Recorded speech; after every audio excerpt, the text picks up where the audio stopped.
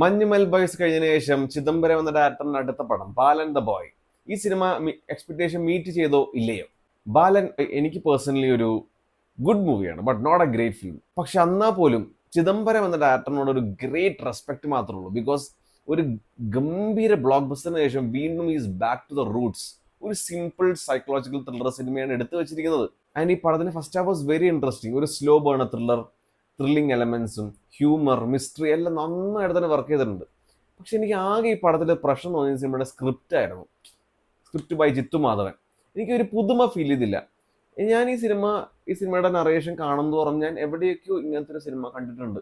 അങ്ങനത്തെ ഒരു ഫീലിംഗ് ആണ് എനിക്ക് കംപ്ലീറ്റ്ലി കിട്ടിക്കൊണ്ടിരുന്നത്. പക്ഷെ എന്നാൽ പോലും ഈ സിനിമയുടെ technical side was just top class. Cinematography by Shaiju Khalid, editing by Vivek Harshan, Sushin ശ്യാമിന്റെ മ്യൂസിക്, ഇവര് മൂന്ന് പേരും കൂടി സിനിമയെ നെക്സ്റ്റ് ലെവൽ ക്ലാസ് ക്വാളിറ്റി ഒരു പടത്തിന്റെ ഫീലാണ് നമുക്ക് തരുന്നത്. അമ്മാതിരി ലെവലാണ് ഇതിന്റെ ടെക്നിക്കൽ സൈഡ് വർക്ക് ചെയ്തിരിക്കുന്നത്. ആൻഡ് ഇതിന്റെ പെർഫോമൻസസ്, ആദിശേഷൻ ആ കൊച്ചിന്റെ ക്യാരക്ടറായിട്ട് ഗംഭീരമായിട്ട് ചെയ്തിട്ടുണ്ട്.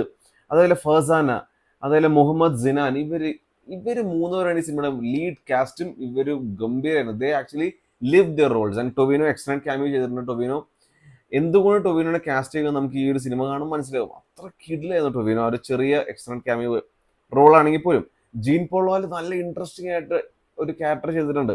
അതുപോലെ ബീന ആന്റണി, ഗിരീഷ് ഷേഡി, ഇവരൊക്കെ നന്നായിരുന്നു അവരുടെ വേഷത്തിൽ.